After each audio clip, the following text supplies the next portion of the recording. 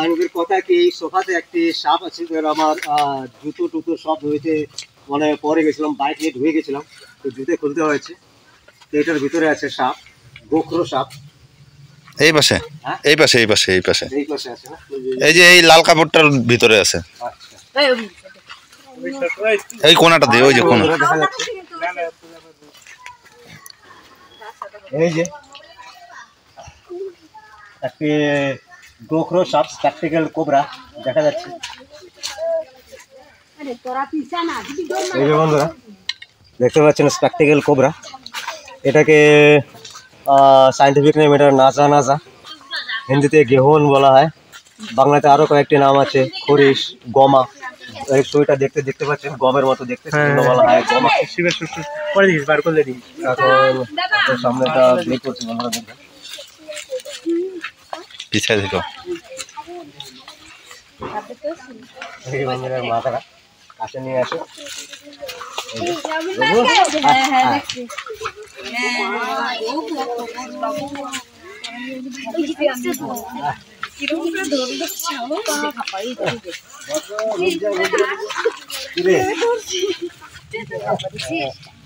এমন জায়গায় এটা কি হয়ে আছে,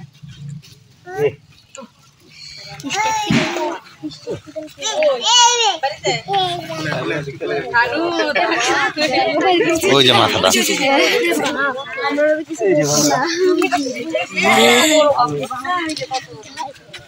হাল্লা করো না।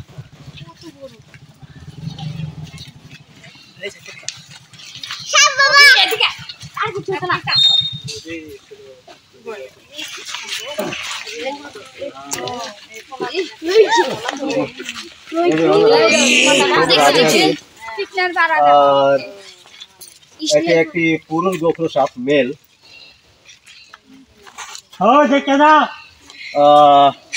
আচ্ছা, ওখান থেকে একটা ডাব্বাটা বের করো তো। ওই ব্যাগের মধ্যে ডাব্বা আছে, বের করে দে তো।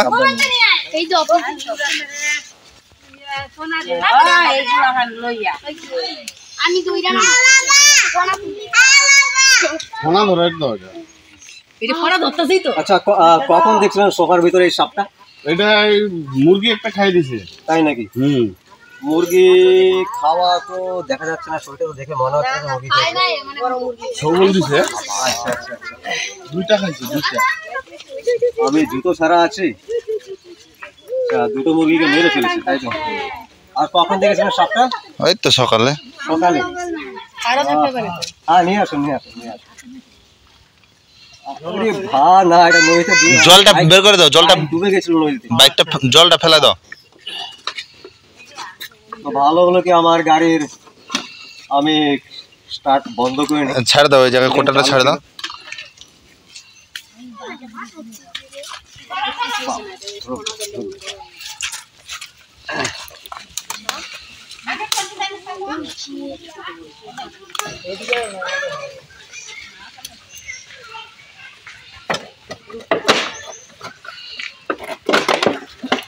এটাতে ঢোকাতে অসুবিধা হবে তো। বস্তা আছে না কাকা? নিয়ে আসো বস্তা। বস্তা নিয়ে তো এখন এমনি আমার পায়ের মধ্যে জুতো চপ্পল কিছু নেই। ওই যে ওখানে বস্তা আছে, আপনি ওটাতে আছে, নিয়ে আসো একটা। এই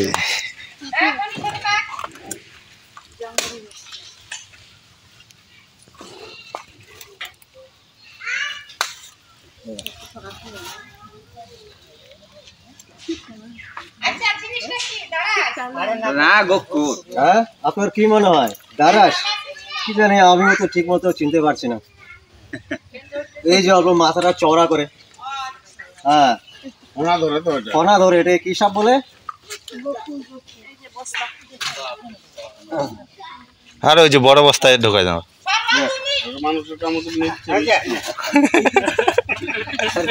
আপনি এমন করলে হবে বাবু, দেখ এটা হচ্ছে এমনই হয়।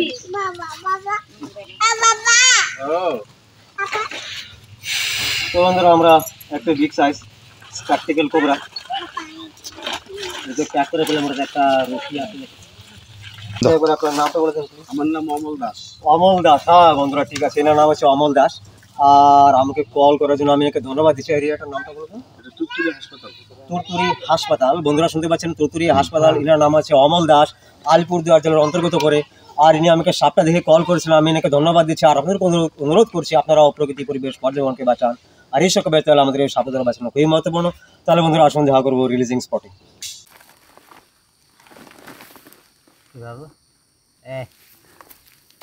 এই দেখেন বন্ধুরা, একটি মেল স্প্যাকটিক্যাল কোবরা, বিগ সাইজ।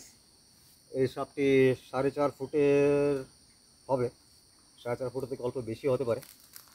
আর বন্ধুরা এই যে এটা শরীরে গমের দানার মতো দেখা যায়, সেজন্য গমা সাপ বলে বাংলাতে, আর হিন্দিতে বলে গেহুয়ান। কারণ কি গেহুকে বাংলাতে গমকে হিন্দিতে গেহু বলে। আর এই যে এর মাথার ঠিক উপরের অংশে সেখানে লক্ষ্য দিলে দেখতে পারবেন, যখন ফোনটা তুলে এই যে এটা স্পেক্টের নিশান, ইংরেজিতে যেটাকে চশমা বলা হয়, সেজন্য বলা হয় স্প্যাকটিক্যাল কোবরা, সায়েন্টিফিক নেম নাজা নাজা।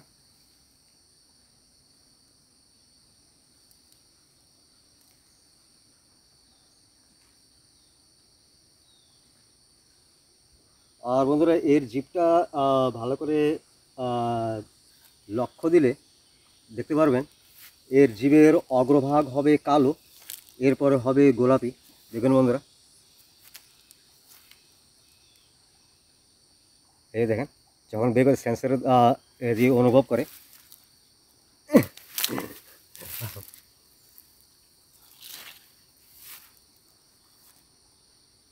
তো বন্ধুরা এখন যারাই দেখছেন আপনার কাছে অনুরোধ, আপনারা প্রকৃতি পরিবেশ পর্যটনকে বাঁচাবেন, আর এসব দেখলে আমাদের এই সাপদের বাঁচানো খুবই মহত্বপূর্ণ।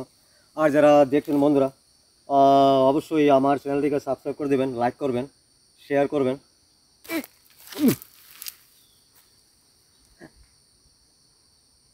ও এই যে আগমতা করে দিয়েছে আমার শরীরে। গিরি বাবু,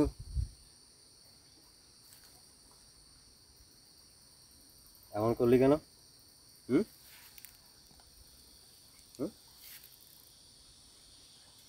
এই যে বন্ধুরা একটা জিনিস আপনাদেরকে বলে দিচ্ছি, এই মুহূর্তে এই সাপটি কিন্তু এর অল্প হিট পাচ্ছে, এই যে হিটটা অনুভব করতে পারছে, সেজন্য অল্প এখন শান্ত থাকবে। এটা এদের কিছু স্বভাব বন্ধুরা, এটা প্রকৃতির সৃষ্টি, প্রকৃতির রচনা। একটা স্প্যাকটিক্যাল কোবরা বোঝার কিছু উপায় আছে বন্ধুরা। এখন এই সাপটিকে আমরা ছেড়ে দেবো, চলে যাবে এদের প্রাকৃতিক পরিবেশ। বাবু চল। তো বন্ধুরা এখন দেখা হয় পরবর্তী কোনো ভিডিওতে, নতুন কোনো সাপের সাথে, নতুন তথ্যের সাথে। জয় হিন্দ, বন্দে মাতরম।